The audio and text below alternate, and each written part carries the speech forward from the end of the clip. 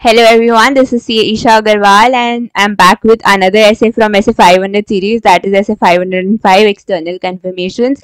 अब इस वर्ड के बारे में आपने बहुत लोगों से बहुत सुना होगा, अपने सीनियर से, अपने ऑडिट फर्म में, मतलब जब आप ऐसे पढ़ते हो तभी भी बहुत बार, पर ये एक्सटर्नल कन्फर्मेशन होता गया है. So basically if you remember when I taught you ऐसे 500 ऑडिट एविडेंस, मैंने आपको तीन चार चीज बताई थी जिससे ऑडिट एविडेंस ज्यादा रिलायबल होता है. ऑडिट एविडेंस आपको ऐसा ही हमेशा जुगाड़ना है जो रिलायबल है एंड रेलिवेंट है. तो रिलायबिलिटी कहाँ से आती है? जब वो पेपर फॉर्मेट में ऑब्टेन्ड हो, जब वो इंडिपेंडेंट सोर्सेज से ऑब्टेन्ड हो, जब वो ऑडिटर खुद ऑब्टेन करे. सो यही तीन चार प्रिंसिपल्स पे स्टैंडर्ड बनाया गया है. ये स्टैंडर्ड बोलता है जब ये तीन चार चीजें करने से एक ऑडिट एविडेंस ज्यादा रिलायबल होता है तो मैं ये एक्सरसाइज करूंगा. तो एक्सटर्नल कंफर्मेशन बेसिकली क्या होता है? कंपनी दिखा रही है कि मेरे बुक्स में लोन है, कंपनी दिखा रही है कि मेरे बुक्स में लोन है, कि मैंने इतना लोन इस पर्सन को दिया है, loan as an asset, advance दिया है मैंने इतने लोगों को. आप सिंपली उनसे कंफर्म कर लो, आप उनको कंफर्म करके पूछ लो कि हाँ आपको इतना पैसा देना बचा है कंपनी को. या कंपनी दिखा रही है मेरे 100 करोड़ के डेटर्स है, तो आप उन डेटर्स को पूछ लो आपको इतना पैसा देना बचा है कंपनी को. कंपनी दिखा रही है मैं 200 करोड़ के क्रेडिटर्स है, आप उन क्रेडिटर्स को कंफर्म करके पूछ लो आपको इतना ही पैसा देना बचा है, कंपनी ने आपको इतना ही देना है या कंपनी को आपको और भी पैसा देना बचा है. बैंक में एफडी है, कंफर्म कर लो इतने की एफडी है, ज्यादा की एफडी है, कम की एफडी है. या फिर आप समझ लो कोई लीज प्रॉपर्टी है, उससे कंफर्म कर लो कि ये प्रॉपर्टी आपने दी है, लीज पे है, कितने इयर्स की लीज पे, कितने टर्म की लीज पे. इन्वेंट्री भी है थर्ड पार्टी के पास, उससे कंफर्म कर लो कि आपके गोडाउन में इनकी इन्वेंट्री पड़ी है, कितनी इन्वेंट्री पड़ी है, दिखा रहे कितनी इन्वेंट्री आपके गोडाउन में पड़ी है, इतनी पड़ी है. वाइस वर्सा केस भी हो सकता है, दूसरे का इन्वेंट्री हमारे पास पड़ा है, उनसे कंफर्मेशन ले लो आपका इतना इन्वेंट्री पड़ा है ना यहाँ पे. So basically external confirmation is to confirm the items that are provided by a company in the financial statements through independent parties. मतलब आप एक्सटर्नल कंफर्मेशन भेज के बेसिकली ये मेक श्योर करते हो कि आप उस भी जो भी असेट या लाइबिलिटी आप जो टेस्ट कर रहे हो वो करेक्ट है या नहीं, वो कंप्लीट है या नहीं, वो एग्जिस्ट करती है या नहीं. So external confirmations are basically defined as external confirmations mean audit evidence obtained from third parties directly by the auditor as a direct written response in paper और इलेक्ट्रॉनिक फॉर्म. मतलब इसमें हमने 4-5 चीजें वर्ड्स पे ध्यान देनी है. ये एक ऑडिट एविडेंस है, obtain directly by the auditor, ये सीधा ऑडिटर के पास आता है. अब सपोज मैं कंफर्मेशन मांगूंगी, मैं कंपनी को टैग करती हूँ पर मैं ये कभी नहीं बोलती कि कंपनी को देना है कंफर्मेशन, ये कंफर्मेशन ऑडिटर डिमांड कर रहा है या आप मुझे दोगे. ठीक है, तो सबसे पहला audit evidence obtain directly by the auditor as a direct written response. External confirmation हमेशा रिटर्न में होती है, या तो मैं उसको लेटर भेजता हूँ, या तो मैं उसको पेपर फॉर्मेट में भेजता हूँ, इलेक्ट्रॉनिक फॉर्मेट में भेजता हूँ, कोई कंफर्मेशन मांगता हूँ, कुछ भी सब रिटर्न फॉर्मेट में होगा. अब आज डिजिटल इंडिया है तो वो मेल पे होता है, पहले वो लेटर्स में होता था जो पेपर लेटर्स पे होता था.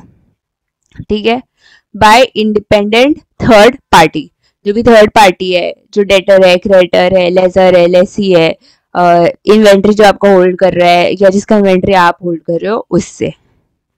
ठीक है, तो हमें 3-4 चीजें हम क्या रखें? ऑडिट एविडेंस ध्यान रखनी है, obtain directly by the auditor ध्यान रखना है, डायरेक्ट रिटन रिस्पॉन्स ध्यान रखना है, इंडिपेंडेंट थर्ड पार्टी ध्यान रखना है, और इन पेपर एंड इलेक्ट्रॉनिक फॉर्म.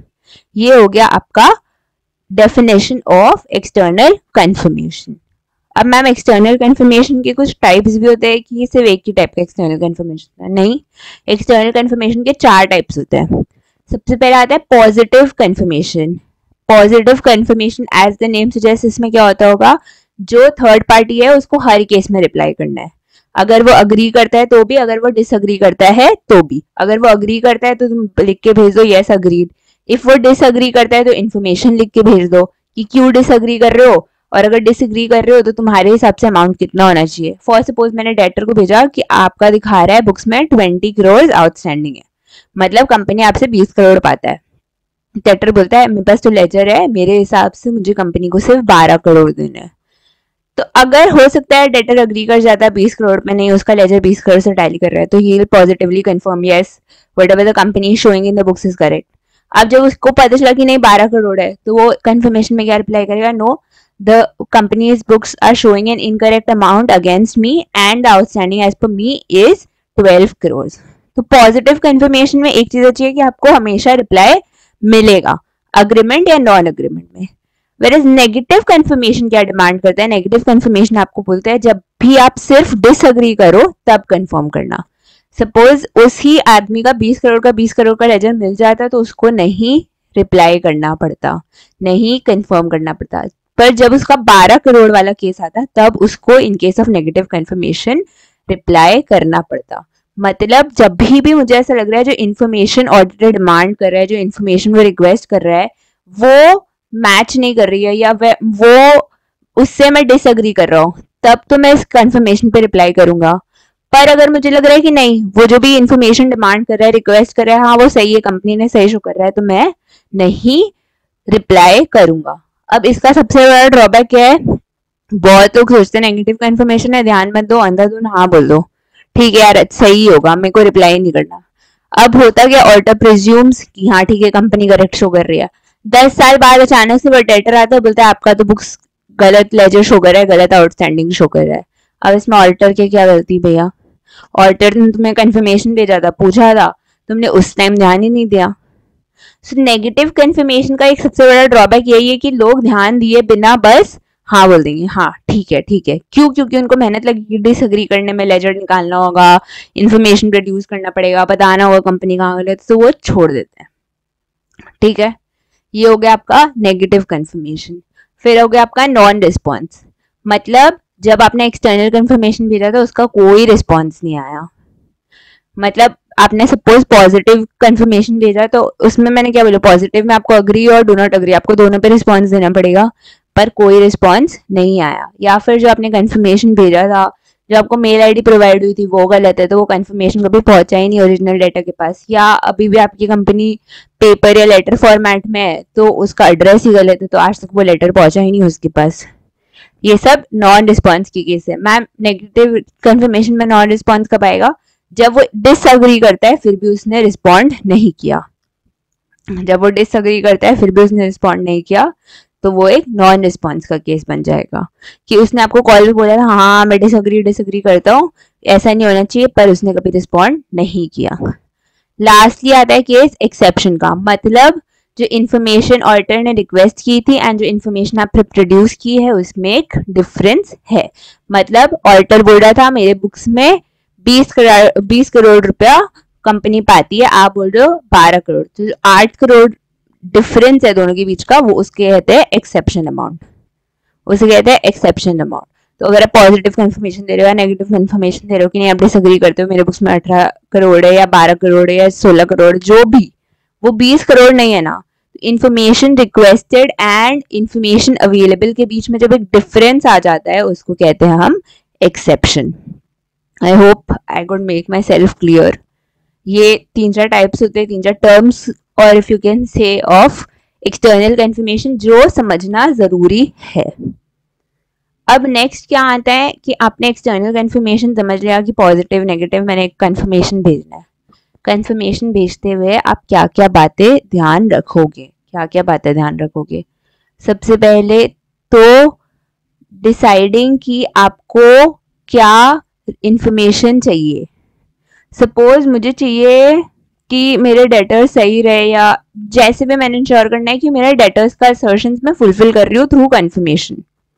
ठीक है, अब डेटर्स का कंफर्मेशन मुझे चाहिए कि इंश्योर करना डेटर्स का असर्शन मुझे फुलफिल करना है, तो मुझे क्या इन्फॉर्मेशन चाहिएगा कि डेटर कितना है, अमाउंट कितना है, कितने इनवॉइसेस है, जो भी मैंने कंफर्मेशन में लिखी, कौन कौन सी डेट का है, कितने कितने पीरियड का आउटस्टैंडिंग है, सब। तो मतलब determining the information to be confirm, मुझे क्या क्या कंफर्म करवाना है, कि मतलब कितने इनवॉइसेस बचे हैं।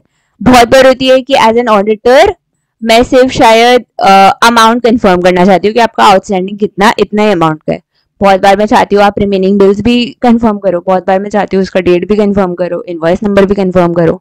तो जितनी चीजें मुझे कंफर्म करनी उतनी चीजें मुझे उस लेटर में लिखनी पड़ेंगी। अगर मैं चाहती हूँ कि नहीं आपसे बता दो इतना ही आउटस्टैंडिंग है, तो मैं लिख दूंगी मेसर्स डेटर इतना, या डेटर का कंपनी इतना is showing as outstanding under ₹12 crore, 30 crore, 40 crore, जो भी। बट अगर मुझे शो करना है कि उस 40 करोड़ का ब्रेकअप किया है, तो मैं शो करूंगी डेट, इनवॉइस, कब कंपनी ने भेजा, कब डिलीवर हुआ, क्या क्या अमाउंट का है, टैक्स क्या है, सब कुछ। तो आपको इंश्योर करना होगा सबसे पहले इन माइंड कि आपको कौन सा इंफॉर्मेशन कंफर्म करना है। नेक्स्ट आता है आपका सिलेक्टिंग द अप्रोप्रिएट पार्टी। तो अब क्या हुआ कि मैंने इन्फॉर्मेशन कंफर्म करने के लिए सोच लिया। अब हो सकता है कि मेरे कंपनी में टोटल 100 करोड़ के डेटर्स है, तो मैंने क्या सोचा, ऑडिट सैम्पलिंग लगाते हैं, ऑडिट सैम्पलिंग लगाते हैं या एक रैंडम सैम्पलिंग लगाते हैं जिसमें सबसे हाई वैल्यू आइटम्स में हम कंफर्मेशन भेजेंगे, क्योंकि पॉसिबल नहीं होता है मे बी कंपनी के 100 करोड़ के डेटर्स में 1000 डेटर्स है, तो मैं 1000 डेटर्स को कंफर्मेशन भेजूँ ये शायद मेरे लिए पॉसिबल नहीं हो। मैं इसमें ऑडिट सैम्पलिंग लगा के अगर जो मेरा मेजर पोर्शन कवर करता है मैं उनको भेज दूंगी। अब आपने जब डिटरमाइन कर लिया आपको क्या इन्फॉर्मेशन कंफर्म करना है, आपको डिटरमाइन करना है किस किस पार्टी को आपने भेजना है। ये आपने सोचा मुझे सब डेटर्स के लिए आउटस्टैंडिंग ही कंफर्म करना है, मुझे इनवॉइस ये सब नहीं कंफर्म करना है, तो आपको आपने लगाया चलो ऑडिट सैम्पलिंग, रैंडम सैम्पलिंग, कुछ भी। तो आपको समझ में आया कि इन 60 डेटर्स से मेरा 80 करोड़ हो जाता है फुलफिल। तो आप सोचो ठीक है हम 60 डेटर्स को भेज देते हैं, मेरा 80% ऑफ द डेटर्स टेस्ट हो जाएगा, that is more than enough. ठीक है, तो आपको क्या करना होगा, उन 60 डेटर्स को सिलेक्ट करना होगा। उस 1000 डेटर्स में से आपको उन 60 डेटर्स को सिलेक्ट करना होगा। प्लस आपको मेक श्योर करना पड़ेगा आप उनका अमाउंट सही लिख रहे हो। आप उनके अगेंस्ट, अब सपोज हो सकता है कि मेहरा एंड एसोसिएट्स का 2 करोड़ है एंड मेहरा एंड कंपनी का 4 करोड़ है, तो ये आप मिस्टेक वो वहां एक्सपेक्ट नहीं कर सकते कि मेहरा एंड कंपनी की जगह पे 2 करोड़ लिख दिया, मेहरा एंड एसोसिएट्स की जगह पे 4 करोड़ लिख दिया। If mistake is from auditor point of view तो वो और गलत है, क्योंकि आप तो मैंने बोला ना नेगेटिव रिस्पॉन्स में क्या करेंगे, लोग छोड़ देंगे, ठीक है यार सब सही होगा, इतना कौन चेक करेगा। आप क्या जवाब दोगे अपने सीनियर को, या क्या जवाब दोगे कंपनी को कभी उसे पूछेगी तो। आपने तो 4 करोड़ 2 करोड़ खुद ही गलत करके भेजे और उन्होंने कंफर्म कर दिया, तो आप क्या बोलोगे कंपनी को, हाँ उन्होंने 4 करोड़ कंफर्म किया था, अब 2 करोड़ को 4 करोड़ करो। तो सब तो आपको ये सब ध्यान रखना होगा कि मैंने अप्रोप्रिएट पार्टी सिलेक्ट किया, अप्रोप्रिएट अमाउंट सिलेक्ट किया, जो मुझे भेजना है वो सिलेक्ट किया, सब सही सही, वो मेरी लाइबिलिटी है। डिजाइन, नेक्स्ट आता है डिजाइनिंग द कंफर्मेशन रिक्वेस्ट, जो मैं बोल रही थी अभी कि अप्रोप्रिएट पार्टी सिलेक्ट करने के बाद आपकी जिम्मेदारी है, ये कंफर्मेशन रिक्वेस्ट भेज कौन रहा है, आप भेज रहे हो। जब अपने मैनेजमेंट से लेटर एक्सपेक्ट करते हैं किसी चीज का या रिप्रेजेंटेशन लेटर, तो अपने क्या एक्सपेक्ट करते हैं, मैनेजमेंट सब सही सही लिख के दे। जब अपने मैनेजमेंट रिस्पॉन्सिबिलिटी लेटर एक्सपेक्ट करते हैं मैनेजमेंट से, तो अपने क्या चाहते हैं, मैनेजमेंट क्लियरली उसमें सब कुछ लिख के दे, तो वो क्या हो जाती है, मैनेजमेंट रिस्पॉन्सिबिलिटी हो जाती है। जब कंफर्मेशन आपने भेजा है तो वो तो ऑडिटर रिस्पॉन्सिबिलिटी होगी ना कि आप उसे सही से डिजाइन करो, सही पार्टी को भेजो, सही अमाउंट लिखो कंफर्म करने के लिए। अगर आपको पॉजिटिव चाहिए तो वैसे, नेगेटिव चाहिए तो वैसे। आपको ब्लैंक कंफर्मेशन भेजना है, मतलब आपने ब्लैंक लिख के भेज दिया तो भी। फिर आप उसमें एड्रेस सही लिखो पार्टी का, मेल आईडी सही चुनो कि हाँ मैंने सही मेल आईडी चुना है कि वो सही करेक्ट एड्रेस पे पहुंचे, क्योंकि जैसे मेरा एंड कंपनी, मेरा एंड एसोसिएट्स, इसमें आपने गड़बड़ कर दिया, मेल आईडी गड़बड़ कर दी, तो गलत इंसान के पास गलत कंफर्मेशन पहुंच जाएगा, वो भी एक पॉसिबिलिटी है। तो मेल आईडी ढंग से करो, जो आपका रिवर्टेबल मेल आईडी है, जो आपका ऑडिटर मेल आईडी है उसको ढंग से लिखो, क्योंकि पता चला उनके पास कंफर्मेशन तो मिल गया, उनको रिवर्ट करना है, पर आपने ऑडिटर मेल आईडी गलत दे के रखा है, तो आप सोचोगे यार आया नहीं, और आपने ध्यान दिया नहीं कि मैंने ऑडिटर मेल आईडी गलत लिख के रखा है। अब आपको लग रहा है कि हाँ शायद ऑडिटर मेल आईडी में भी कभी गड़बड़ हो सकती है, तो आप ऑडिटर का एड्रेस भी डाल के रखो कि जो लोग नहीं मेल कर पा रहे वो आपको लेटर पोस्ट करेंगे। सो ये सब चीजें आपको ध्यान रखनी पड़ेगी कि आपका एटलीस्ट कंफर्मेशन का ऑडिट प्रोसीजर फुलफिल हो। आगे उसका रिजल्ट तो जो निकलेगा, बट ये तो आपको श्योर करना पड़ेगा कि आपका कंफर्मेशन का प्रोसीजर सही जा रहा है। अगर आप यहीं सब पे गड़बड़ कर दोगे तो कंफर्मेशन का प्रोसीजर ही आपने गलत किया, तब तो क्या ही रिजल्ट निकलेगा, इसे रिस्पॉन्स नो रिस्पॉन्स सब तो दूर की बात आती है। पहले आपको इंश्योर करना पड़ेगा आपका कंफर्मेशन रिक्वेस्ट एकदम सही जा रहा है, सही पर्सन को जा रहा है, सही फ्रेम में जा रहा है, जैसे जाना चाहिए वैसे जा रहा है। लास्टली ये बोलते हैं send the confirmation request and ensure follow up. आप किसी को भेज के भूल जाओगे, अरे अगला आपसे भी बिजी है, हमेशा ये मान के चलो सामने वाला पर्सन आपसे भी ज्यादा बिजी है, तो आपका काम है कंफर्मेशन मंगाना, उनका काम नहीं है। मैंने बोला ना 10 साल बाद वो अचानक से लेके आ जाएंगे कि मेरा लेजर गड़बड़ है, वो कंपनी और वो सॉर्ट आउट करती है, वो आपका काम नहीं है। आज आपको नीड है उनसे कि आपको कंफर्म करवाना है अमाउंट, तो आपको फॉलो अप करना पड़ेगा। हाँ सर आपने लेटर देखा कि नहीं, हाँ सही है तो आप रिवर्ट कर दो, हाँ आपको लग रहा है एकदम अमाउंट सही है तो सर कितना टाइम लगेगा कर दो, आज ही मेल कर दो, वो आपका काम है। अगर आप फॉलो अप नहीं करोगे ये सोच के कि वाओ मैं तो ऑडिटर हूँ, मुझे ये सब छोटा काम मैं नहीं करूंगा, अरे कोई काम छोटा नहीं होता, आपकी दरकार है, आप ध्यान दो इस पे, आप फॉलो अप करो इस पे। ओके तो अपने अपने यहाँ पे 4 स्टेप्स क्या पड़े, पहले determining the information to be confirm, पहले एकदम श्योर हो जाओ कि मुझे क्या क्या इन्फॉर्मेशन कंफर्म करना है। Second selecting the appropriate party, the most important step, गड़बड़ मत करना पार्टी सिलेक्ट करने में। पता चला 100 करोड़ के डेटर्स में आपने 2 लाख के 2 लाख का एक डेटर है उसको कंफर्मेशन भेजा, और जिसका एक्चुअली 50 करोड़ था उसको भेजा ही नहीं, ये सब गड़बड़ नहीं। फिर designing the confirmation request, get again अगर आप कंफर्मेशन रिक्वेस्ट ही सही डिजाइन नहीं करते, आपका कंफर्मेशन का ऑडिट प्रोसीजर वहीं गया, आगे कुछ देखने का ही नहीं, उसका रिजल्ट तो चलो नहीं निकलेगा बट आपने ऑडिट प्रोसीजर ही यहाँ पे रॉन्ग कर दिया। And lastly send the confirmation request and ensure follow up, bar bar timely उनसे फॉलो अप करो तब तो ये प्रोसीजर सक्सेसफुल होगा सेंड करने के बाद भी, वरना ये प्रोसीजर सक्सेसफुल ही नहीं होगा। ठीक है, ये हो गया things to be taken care by auditor while sending confirmation request. ठीक है, अब नेक्स्ट क्या बोलते हैं, फैक्टर्स टू बी कंसिडर्ड। जब आप कंफर्मेशन रिक्वेस्ट भेज रहे हो तो आपको ये सब फैक्टर कंसिडर करना चाहिए। क्या सब फैक्टर कंसिडर करना चाहिए कि आपका रिस्क ऑफ मटेरियल में स्टेटमेंट उस एरिया का क्या है। सपोज आपको पता चला डेटर्स का हमने भेजना है, डेटर्स के मैंने ऑलरेडी ऑल्टरनेटिव ऑडिट प्रोसीजर्स लगा रखे हैं, सब कर रखा है, टेस्ट कर रखा है, तो मेरा क्या है रॉमम कम हो जाएगा, रिस्क ऑफ मटेरियल में स्टेटमेंट वहां पे कम हो जाएगा, क्योंकि मुझे अदर ऑल्टरनेटिव प्रोसीजर्स से ऑडिट एविडेंसेस मिल गए हैं। पर हो सकता है कि मुझे और कोई ऑडिट प्रोसीजर से ऑडिट एविडेंस मिला ही नहीं है, यही है मेरा ऑडिट एविडेंस का सोर्स। होता है ना बहुत सारी कंपनीज में क्या होता है, जब वो इनवॉइसेस बनाते हैं तो वहां पे वो डेटर्स कंफर्मेशन रखते हैं फॉर कंपनी पॉलिसी, या फिर जब पेमेंट आता है तो उसमें कुछ साइन रखते हैं या कंफर्मेशन रखते हैं। तो बहुत बार बहुत कंपनी में आपको इनवॉइसेस ये सब चेक करके भी डेटर्स कंफर्मेशन मिल जाएगा। बहुत बार कंपनीज भी डेटर्स का लेजर मंगा के रखती है, उनके लेटर मतलब डेटर्स के लेटर हेड पे मंगा के रखती है, उनसे साइन करवा के, ये सब कंपनी बहुत बार करवा के रखती है, तो मे बी आपको कंफर्मेशन नहीं भेजना पड़े, या फिर भेजना पड़े तो वो एक एज एन ऑडिट प्रोसीजर है, उसमें रिस्क आपका ज्यादा नहीं है। पर कुछ कंपनीज होती है जिनके पास डेटर्स का कुछ रिकॉर्ड नहीं होता, तो confirmation is the only reliable procedure which can get you an audit evidence. तो वहां पे क्या हो जाता है, रिस्क हाई हो जाता है, उसी पे डिपेंडेंसी हो जाती है आपकी। अपने 100 करोड़ का डेटर्स तो आप छोड़ नहीं सकते, ऑब्वियसली उसमें रिस्क ज्यादा है। तो आपका रिस्क किस पे डिफाइन होगा कि आपका ऑडिट प्रोसीजर अपने alternative evidence alternative audit procedure से ऑब्टेन किया या नहीं किया। एक तो हो गया रिस्क ऑफ मटेरियल मिसस्टेटमेंट, फिर हो गया आपका मैनेजमेंट कितना परसुएबल है कि वो डेटर्स को कन्विंस करे कि कंफर्मेशन करो। देखो आप फॉलो अप करोगे बट आप उन डेटर्स के लिए आज और कल और हमेशा एक एक्सटर्नल पर्सन ही रहोगे, वो कभी डेटर्स हैं, वो देखो आपके साथ उनको लाइफ टाइम नहीं काम करना है, उनको काम कंपनी के साथ करना है। तो अगर मैनेजमेंट बोलेगा कि नहीं कंफर्मेशन आप मत भेजना इनको वरना नेक्स्ट टाइम से मैं आपको माल नहीं दूंगा या मैं आपको गुड्स नहीं दूंगा या मैं आपसे आगे रिलेशन नहीं रखूंगा, तो डेटर्स क्या सोचेगा, भाई मैं ऑल्टर को कंफर्मेशन देके क्या करूंगा, मेरा 50 करोड़ का सेल तो गया, मेरा तो मतलब कंपनी का सेल गया, मतलब मेरा तो 50 करोड़ का गया जिस कंपनी से ट्रांजैक्शन था, अब मैं कहाँ से गुड्स दूंगा, तो वो नहीं होगा। तो इसमें एक बड़ा फैक्टर आता गया है एक्सटर्नल कंफर्मेशन में, मैनेजमेंट कितना रेडी है, मैनेजमेंट कितना एनकरेजिंग है कि वो खुद बोल रहा है कि सब पार्टीज को हाँ आराम से आपको कंफर्म करना चाहिए, आपको ऑडिटर्स को सपोर्ट करना चाहिए, आपको भेजना चाहिए उनको, उनको हेल्प होगा। तो ये एक बहुत बड़ा फैक्टर आता है। प्लस कि वो कितने इंटरेस्टेड है, जो सामने वाले डेटर्स है वो कितने इंटरेस्टेड है। कुछ कुछ कंपनीज के आप डेटर्स देखोगे बहुत एक्टिव है, आज वीजा कंफर्मेशन 2 दिन बाद वो कंफर्म करके आपको भेज देंगे, अपना लेजर भेज देंगे या उनको डिफरेंसेस है तो वो सब भेज देंगे। तो कुछ कुछ तो बहुत एक्टिव होते हैं और कुछ कुछ होते हैं नहीं यार हो जाएगा कर लेंगे, ऑडिट प्रोसीजर ही तो है, जो शो कर रहा है वो सही है, इतना क्या माथा लगाना है, क्या करना है, वो लास्ट ऑफ द ऑडिट तक भी नहीं भेजेंगे।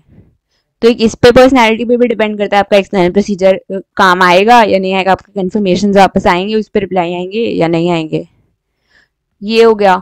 फिर आपका कौन सा असर्शन आप टेस्ट कर रहे हो, जैसे अब हो गया आपका जब आप डेटर्स चेक करोगे तो आप क्या चेक करोगे, आपका डेटर्स कंप्लीट है कि नहीं, आपका डेटर्स एग्जिस्ट कर रहा है कि नहीं। बहुत बार होगा ना कि आपने भेजा है, आपने भेज दिया, अब वो एक डमी डेटर है, भाई उसका आप देखना कभी मेल आईडी भी सही नहीं मिलेगा, कभी एड्रेस भी सही नहीं मिलेगा, कुछ नहीं मिलेगा। असर्शन टू बी टेस्टेड भी बहुत बड़ी बात होती है। कंप्लीटनेस में जनरली आप क्या करोगे, आप अमाउंट लिख के दे दोगे, अमाउंट लिख के दे दोगे, वो अगर अग्री करेंगे तो वो यस, या नहीं अग्री करेंगे तो नो बोल देंगे। तो क्या होगा कि यही होगा कि रिकॉर्ड्स कंप्लीट नहीं है, या थोड़े से इनकम्प्लीट है, या थोड़ा ओवर स्टेटेड अंडर स्टेटेड है ऐसा, पर ये तो नहीं है पूरा जीरो है। वेरेज एग्जिस्टेंस में क्या होगा, जब वो डेटर एग्जिस्ट ही नहीं करता है, वो तो कंपनी ने एक बस डमी डेटर बना के रखा है, तो वो उसमें आपको क्या करना होगा, आपको ब्लैंक इन्फॉर्मेशन भेजने होंगे। जो आपको लग रहा है डमी डेटर्स है, मैं इनको ब्लैंक इन्फॉर्मेशन भेजूंगी, मुझे इनसे अमाउंट चाहिए, तब मुझे समझ में आएगा डेटर्स एग्जिस्ट कर रहे हैं या नहीं कर रहे हैं। तो असर्शन टू बी टेस्टेड से भी आपका एक्सटर्नल कंफर्मेशन डिजाइनिंग अफेक्ट होता है, क्योंकि मैंने जैसे बोला अगर डमी टेस्ट करना है तो आपको ब्लैंक भेजना होगा, अब कंप्लीटनेस टेस्ट करना है तो आपको अमाउंट लिख के भेजना होगा। एक ये आ गया। फिर प्रेजेंटेशन क्या है आपकी कंफर्मेशन रिक्वेस्ट का, मतलब आपने सही प्रेजेंट किया है कि नहीं, आपने एड्रेस सही लिखा है कि नहीं, आपने एड्रेस जो लेटर एड्रेस होगा वो सही किया है कि नहीं, जो भी आपका प्रेजेंटेशन जैसा होना चाहिए वैसा किया है कि नहीं। फिर आपका प्रीवियस ईयर एक्सपीरियंस क्या है एज ऑडिटर, अब जैसे 5 साल है, आपने देखा 1-2 साल कोई रिप्लाई ही नहीं करता है इस कंपनी में कभी भी, तो वो भी एक इफेक्ट आता है। या 3 साल 4 साल के बाद फिर क्या होगा, आपके नंबर ऑफ डेटर्स जिसको आप कंफर्मेशन भेजोगे वो रिड्यूस होते जाएंगे, आपको समझ में आ रहा है यार कुछ नहीं होता है यहाँ पे, कोई रिप्लाई नहीं करता है, मुझे ऑल्टरनेटिव ऑडिट प्रोसीजर ऐसे भी लगाने पड़ेंगे, इससे कुछ ऑडिट प्रोसीजर मुझे मिलता नहीं है। तो वो भी एक फैक्टर हो जाता है कि जब आपको समझ में आ रहा है यहाँ से कुछ निकलना ही नहीं है तो आप क्यों भेजोगे। और ये सब फैक्टर्स होते हैं आपके ये जो एक्सटर्नल कंफर्मेशन को अफेक्ट करते हैं। ठीक है, I hope I am clear. अब नेक्स्ट आता है one of the most important part in this whole ऐसे, management's refusal to send external confirmation. अब जैसे मैंने बोला ना मैनेजमेंट कितना इनकरेजिटिव है कि रिप्लाई करो रिप्लाई करो, क्योंकि अल्टीमेटली अगर मैनेजमेंट उनको इनकरेज नहीं करेगा और मैनेजमेंट बोलेगा आप नहीं भेजो, तो मेरा तो एक्सटर्नल कंफर्मेशन प्रोसीजर पूरा बेकार। अब बहुत बार होगा कि मैनेजमेंट उनको तो छोड़ो, आपको बोलेगा आप भेजो ही मत, उनको क्या बोलेगा कि आप रिप्लाई करो मत, आपको बोलेगा आप भेजो ही मत। क्यों? क्योंकि हो सकता है यार उसको डराओ धमकाओ तो उससे मतलब ही नहीं हो, वो तो भेजेगा ही फिर भी, उसको मतलब ही नहीं है, वो मुझसे 50 करोड़ का सामान खरीदे या किसी और से, उससे कोई मतलब ही नहीं है।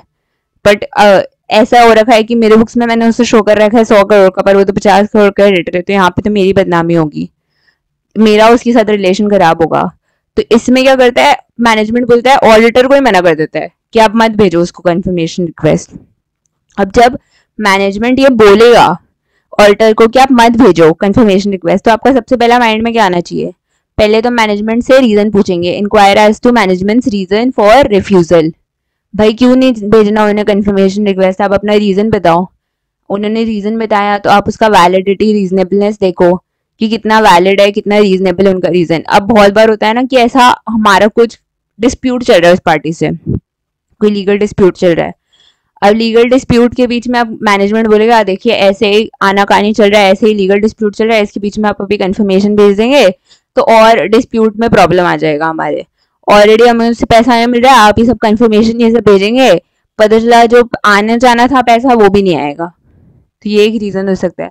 अब ये जब ये रीजन है तो मैम इसका सपोर्टिंग क्या होगा, इसका सपोर्टिंग होगा कि कंपनी आपको दिखाए कि लीगल पेपर्स क्या है, लीगल डिस्प्यूट क्या चल रहा है, केस कहाँ तक पहुंचा है, कितना अमाउंट है, आपको क्या लग रहा है कितना एक्सपेक्टेड है, सब है तो दिखाओ।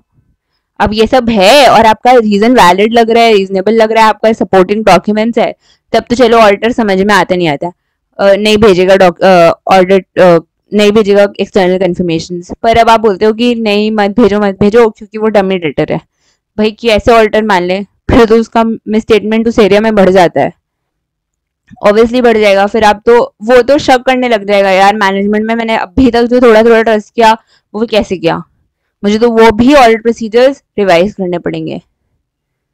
नेक्स्ट स्टेप यही बोलता है पहले इंक्वायर कर लो, रीजनेबल टेस्ट कर लो, वैलिडिटी टेस्ट कर लो।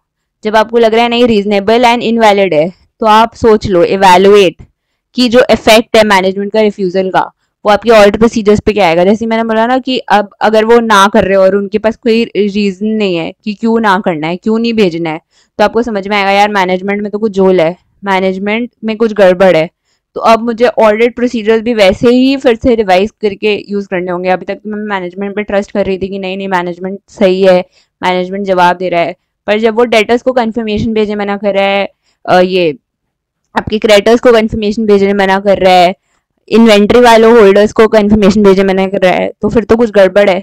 क्यों मना करेगा भाई? अगर वो सही है तो भेजने दो, कंफर्म ही तो करना है अमाउंट। क्या होगा अगर 1-2 लाख ऊपर नीचे होगा तो वो तो देखा जाएगा, पर जब वो पूरा ही मना कर दे रहा है आपको तो मतलब कोई बड़ा गड़बड़ चल रहा है। तो आपको देखना होगा कि अभी तक आपने जो प्रोसीजर देखा है उस पर और एक्स्ट्रा केयर डिफाइन करना होगा, आपको अपना मटीरियलिटी लेवल भी लो करना पड़ेगा, आपको अपने ऑडिट प्रोसीजर्स भी इंक्रीज करने पड़ेंगे। ठीक है, ये आपने कर दिया, चलो एवेल्युएट कर लिया कि आपका इफेक्ट क्या क्या होगा उस पे, कि मतलब मेरे ऑडिट प्रोसीजर्स पे क्या क्या इफेक्ट होगा दूसरे ऑडिट प्रोसीजर्स पे, कि materiality level, nature, time extent, जो पहला है उस पर क्या मॉडिफिकेशन चलेगा, क्या जो नया है उस पर फर्दर ऑडिट प्रोसीजर्स और क्या क्या आएंगे। फिर आपने सोचा कि चलो इससे नहीं, परफॉर्म ऑल्टरनेटिव ऑडिट प्रोसीजर्स, मैं देख लेती हूँ दूसरे ऑडिट प्रोसीजर से मैं ऑब्टेन कर पा रही हूँ क्या ऑप्टिमम ऑडिट एविडेंस। देखो, confirmation in case of assets are generally the top most audit evidence that you can get. उसको मिलने के बाद आपका मोर देन 60 to 70% वेरिफिकेशन हो जाता है कंप्लीटनेस और एग्जिस्टेंस का। पर जब वो नहीं मिल रहा है तो आप चेक करो इनवॉइसेस में क्या है, या कंपनी के पास कुछ लेजर्स हैं, या हो सकता है देखो आपकी कंपनी आपको मना करिए कंफर्मेशन मत भेजो क्योंकि हमारे पास ऑलरेडी लेजर्स है, आप चेक कर लो कंपनी के उस पे है, और डेटर्स के लेटर हेड पे। अब बार बार आप उनसे मांगोगे तो शायद वो चिढ़ जाए, तो आप वो चेक कर लो। आप उनसे या तो टेलीफोनिक कॉन्वर्सेशन में एक बार कंफर्म भी कर लो कि आपने भेजा था कि नहीं। मैं एक ग्रुप कॉल अरेंज कर देता हूँ, मैं मेल दिखा देता हूँ जहाँ पे सबने भेजा है। वो सब भी रीजन हो सकता है कि अब बार बार डेटर नहीं देना चाहे आपको। ठीक है, तो कंपनी ने देखा है, अगर कंपनी के पास हाँ वैलिड प्रूफ है कि सही है, तो आप ऑल्टरनेटिव प्रोसीजर्स करके देख लो कि हाँ ठीक है ऑडिट एविडेंस ऑब्टेन हो रहा है, आपने लेजर्स चेक किया, हाँ ठीक है समझ में आ रहा है। कुछ कुछ लेजर्स में डिफरेंसेस भी निकले, कंपनी के पास रीजंस भी है, कंपनी आपको बोल रही है आप उनसे भी बात कर लो उन रीजंस के लिए, तो आपको समझ में आ रहा है नहीं कंपनी जेन्युइन है, कंपनी के पास ऑल्टरनेटिव ऑडिट एविडेंसेस है, तभी वो मना कर रही है। पर जब ये दोनों नहीं हो तब क्या कर रहे हैं, मतलब उनके पास कोई वैलिड रीजन भी नहीं है और उनके पास कोई ऑल्टरनेटिव ऑडिट प्रोसीजर्स भी नहीं है, तब हम क्या करें भैया? तब बहुत सिंपल है, आप ये कम्युनिकेट कर दो TCWG को।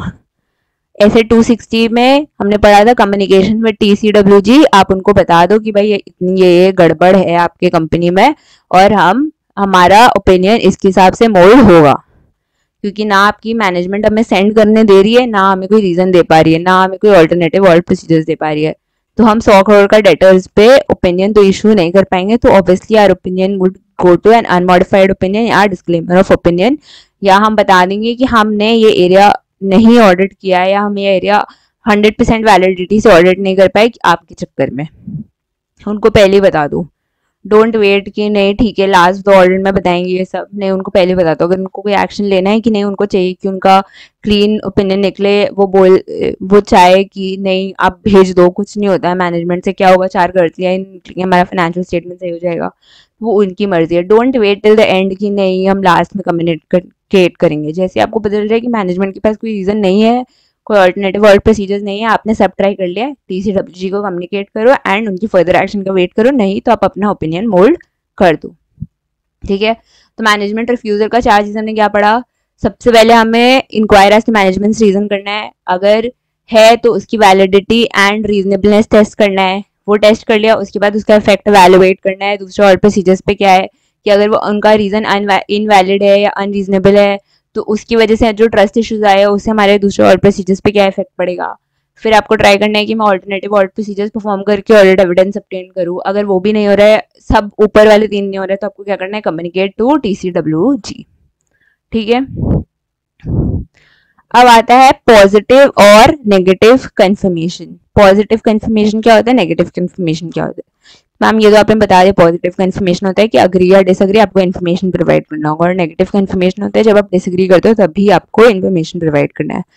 अब पॉजिटिव कंफर्मेशन का सबसे बड़ा ड्रॉबैक क्या है कि ये भी होता है कि अग्री और डिसअग्री करना है तो उनको लगता है यार कंफर्मेशन तो मुझे रिप्लाई तो करना ही पड़ेगा, तो बिना देखे रिप्लाई कर दो यार जो मैंने, ठीक है रिप्लाई तो एनीवेज वे पॉजिटिव कंफर्मेशन है, करना ही पड़ेगा, यू अग्री और नॉट, तो उनको बिना देखे रिप्लाई कर दो कि ठीक है।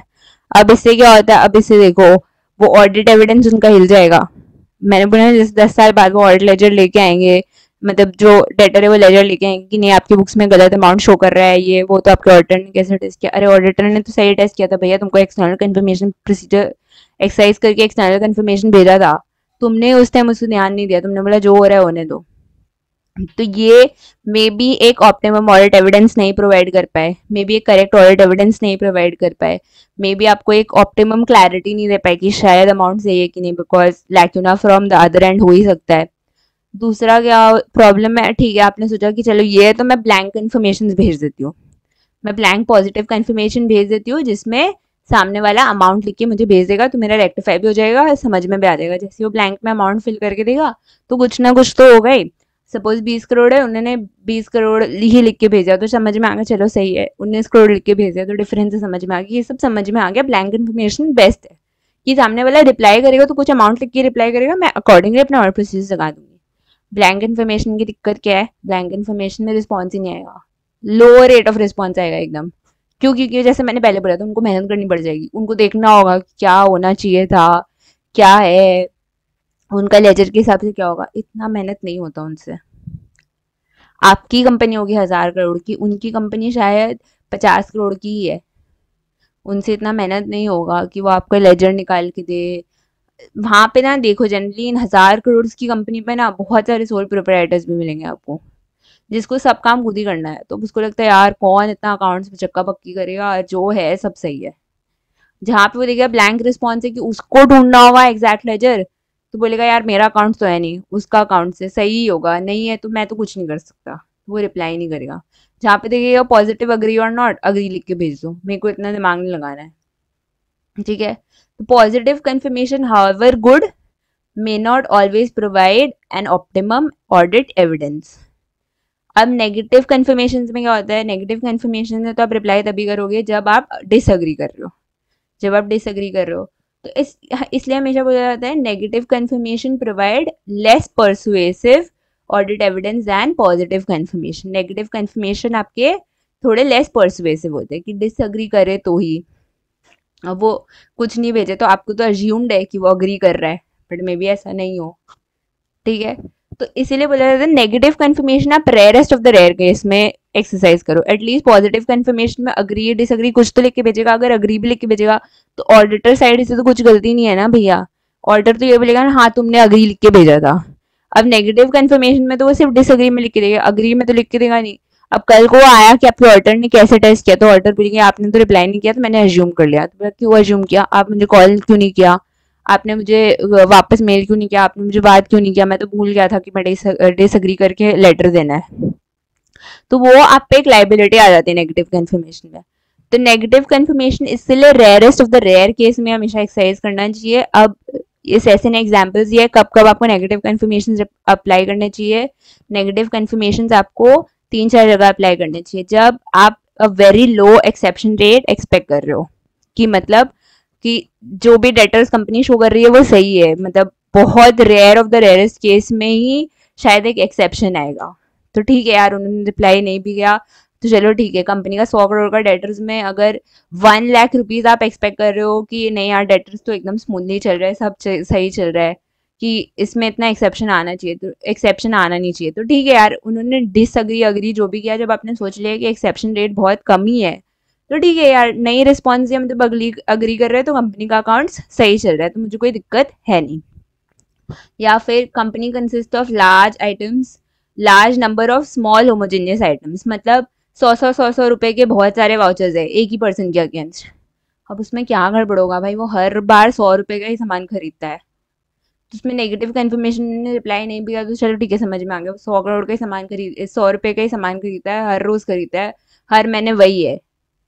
अब उसमें तो कुछ चेंज नहीं हो सकता है। हाँ हो सकता है कि ऐसा है कि कंपनी कुछ डमी क्रिएट करे, पर कंपनी भी जब डमी क्रिएट करेगी तो कंपनी को और डर रखता है कि ऑल्टर पकड़ ना ले, तो वो उसमें चेंज करती रहती है, 100 500 600 700 ये सब करती रहती है कि उसको लगेगा नहीं अगर सेम सेम करूंगा तो ऑल्टर पकड़ लेगा। पर सेम सेम है तो आप यार वो अगर आपने शायद उसको एक दिन कॉल करके पूछ लिया चलो बताओ तो कंपनी से तुम क्या खरीदते हो, तो बोलेगा कि मैम मैं 3 से 4 बैटरी सेल्स खरीदता हूँ हर रोज, कंपनी से 100 रुपए के पड़ते हैं हर रोज मैं वही खरीदता हूँ। ठीक है यार, नेगेटिव कंफर्मेशन भेज दो, उसने रिप्लाई नहीं भी तो क्या हो गया, कंपनी का बुक सबको समझ में ही आ रहा है देख के वो सही है, ठीक है। या फिर आपको ऐसा लग रहा है कि आपने ऑल्टरनेटिव एविडेंसेस ऑब्टेन कर लिए ऑलरेडी, लेजर चेक कर लिया है, सब कर लिया है, तो कंफर्मेशन प्रोसीजर सिर्फ एक ऐसे फॉर्मेलिटी टाइप प्रोसीजर है, ज़रूरी नहीं है कि कंफर्मेशन चाहिए ही चाहिए। तो आपको लग रहा है ठीक है नेगेटिव इन्फॉर्मेशन भेज देता है, आया तो बहुत अच्छा, नहीं आया तो मैंने तो अपना ऑल्टरनेटिव ऑडिट प्रोसीजर्स लगा लिया है। एंड लास्टली आपका रिस्क ऑफ मटेरियल मिसस्टेटमेंट कम है उसमें, आप बोला ठीक है यार रिस्क बहुत कम है, नहीं भी आया रिप्लाई तो भी चलेगा। मतलब आप समझ लो 1000 करोड़ की कंपनी है एंड डेटर्स आपकी शायद सिर्फ 1 करोड़ है, कंपनी का operating cycle is great, company ने कैश वैश बैंक वैंक पूरा अपना भर रखा है, सब कुछ पैसे आ गए हैं। मैं 1 करोड़ के डेटर्स में 100,000 करोड़ की कंपनी में आया तो अच्छा, नहीं आया तो बहुत अच्छा। 1 करोड़ में भी हो सकता है शायद सिर्फ 5 से 6 डेटर थे, अब नहीं आया तो हम नेगेटिव इन्फॉर्मेशन है, नहीं आया यार, एक दिन ऐसे ही कॉल करके पूछ लूंगा, एक दिन ऐसे ही इनवॉइसेस लेके बैठ जाऊंगा, दूसरे से आ जाएगा। तो नेगेटिव कंफर्मेशन आप तब भी लगाते हो जब आप अपने सराउंडिंग ऑडिट प्रोसीजर से एकदम कंफर्म्ड हो असेट के लिए या उस लाइबिलिटी के लिए, कि ठीक है मैंने ऑब्टेन कर लिया है, बाकी सब बता रहे हैं कि वो सही है, ये जस्ट एक फॉर्मेलिटी प्रोसीजर है, ठीक है। तो ऑलवेज रिमेंबर नेगेटिव प्रोसीजर एकदम rarest of the rare case में डालना, वरना नहीं डालना, आप पे ही लाइबिलिटी आएगी लास्ट में। अब लास्टली क्या आता है, इवेल्युएटिंग द एविडेंस ऑब्टेन। तो ये ऐसे बोलता है जब आपके पास लेटर्स आ गए, कंफर्मेशन आ गए, तो आप उसको 4 भाग में डिवाइड कर दो। सबसे पहले जहाँ पे इन्फॉर्मेशन अग्री हो रहा है, इन्फॉर्मेशन रिलायबल सीम कर रहा है और इन्फॉर्मेशन में कोई एक्सेप्शन नहीं है, मतलब मैंने 20 करोड़ का भेजा था इन्फॉर्मेशन टू बी कंफर्म्ड, उन्होंने बोला है हाँ 20 करोड़ ही है, उन्होंने लेजर प्रोवाइड कर दिए हैं, उन्होंने ये भी बता दिया कब से कब तक है, सब कुछ सपोर्टिंग डिटेल्स भी दे दिया है और आपको समझ में आ गया है कि हाँ एकदम डेटर सही शो कर रखा है कंपनी। एक ये आ गया, एक आ गया केस नॉन रिस्पॉन्स का, मैंने 100 डेटर्स को भेजा था, 10 पहले केस में आ गए, 20 ने रिस्पॉन्स ही नहीं दिया कि ठीक है दे देंगे पर कुछ रिस्पॉन्स नहीं दिया, आपने कॉल मेल सब करके देख लिया पर कुछ रिस्पॉन्स नहीं आया। फिर एक जिसमें एक्सेप्शन निकला, जो आपने 20 करोड़ भेजा, लोगों ने भेजा 12 करोड़, 13 करोड़, 14 करोड़, उन्होंने अपने सपोर्टिंग्स भी दे दिए, तो वो है आपको एक्सेप्शन एग्जामिन करना पड़ेगा, क्यों एक्सेप्शन आ रहा है, क्या ऐसा है कि उन्होंने सब्सिक्वेंट कुछ पेमेंट किया है जो कंपनी ने रिकॉर्ड नहीं किया है, कंपनी के बीआरएस में है अभी भी, या फिर ऐसा कुछ है जो कंपनी ने बिल नहीं लिया है किसी का, या उन्होंने बैंक पेमेंट कर दिया है पर कंपनी का बैंक अपडेटेड नहीं है, या कोई इनवॉइस कंपनी से मिस हो गया है, तो ये सब आप देख लो एक्सेप्शन डेट में। एंड लास्टली आपका आता है रिस्पॉन्स डीम्ड अनरिलायबल, मतलब आपको लग रहा है वो रिस्पॉन्स तो आया पर वो अनरिलायबल है, मतलब क्या हो गया, मैंने लिखा था कि आपका 20 करोड़ का आउटस्टैंडिंग है, वो बोल रहे हैं कि हाँ मेरा 19 करोड़ का आउटस्टैंडिंग होना चाहिए, 20 करोड़ का नहीं, आपने मांगा सपोर्टिंग तो 19 कहाँ से होनी चाहिए, पर उनके पास कोई सपोर्टिंग नहीं है, तो मतलब ये तो उस किसी और के साथ नहीं है, कंपनी के साथ ही ट्रिक कर रहे हैं कि हाँ ठीक है मैं बोल देता हूँ ऑर्डर को 19 करोड़ है, शायद वो मान जाए कंपनी को मनवा ले। ये सब अनरिलायबल रिस्पॉन्सेज होते हैं, इस पे आप मत रिलाई करो, मतलब इसके लिए आपको कंपनी तो मतलब डेटर्स तो छोड़ो, आपको कंपनी से और ऑल्टरनेटिव और प्रोसीजर्स लगाने पड़ेंगे। तो आपका बेस्ट इसमें से रिजल्ट क्या निकलेगा, जिसमें नो एक्सेप्शन नहीं है, जिसका सपोर्टिंग्स है और जो एकदम कंपनी के हिसाब से करेक्ट है। नेक्स्ट आपका क्या निकलेगा, चलिए जिसमें एक्सेप्शन निकला आप एग्जामिन कर लो। नॉन रिस्पॉन्स और unreliable responses are pure waste for you. Thank you. I hope I could make you understand. If you're watching this video just before the exams, watch it at 1.5x. This essay is very, very simple. I hope I could explain you in more simpler terms. जितना examples में quote कर पाई मैंने किया. I hope I could make you understand well. So yeah, thank you.